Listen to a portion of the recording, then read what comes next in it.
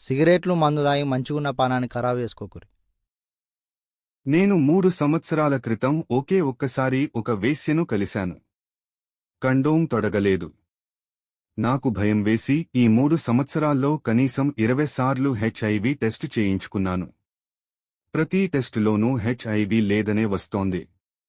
కాని పూర్వం లేని బాధలు గత 3 ఏళ్లుగా కలుగుతున్నాయి. తరచుగా ఒళ్ళు దురద అనిపిస్తోంది.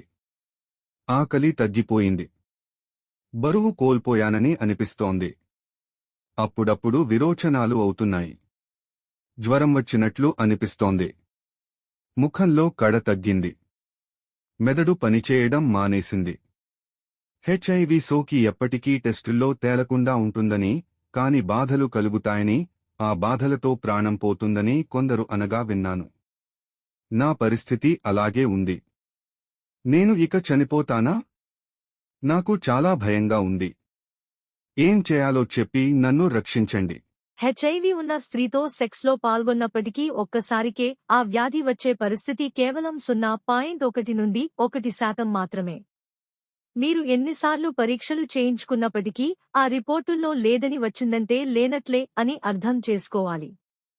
మీకు కలుగుతున్న బాధలన్నీ మీలోని ఎయిడ్స్ ఫోబియా వల్ల వచ్చిన భ్రాంతి లక్షణాలే. అనేవి నిజమైన వ్యాధి లక్షణాలు కాదు. మీలో ఎయిడ్స్ భయం పోతే ఇవన్నీ పోతాయి. మీరు డాక్టరుని కలిసి సరైన కౌన్సిలింగ్ పొందండి. మామూలు అయిపోతారు. మీరేమీ చనిపోరు. మిత్రమా, నేను చేసే వీడియోస్ మీకు నచ్చితే ఒక చిన్న లైక్ కొట్టండి. నా కష్టానికి నేను మీ నుంచి ఆశించేది ఒక్క లైక్ మాత్రమే.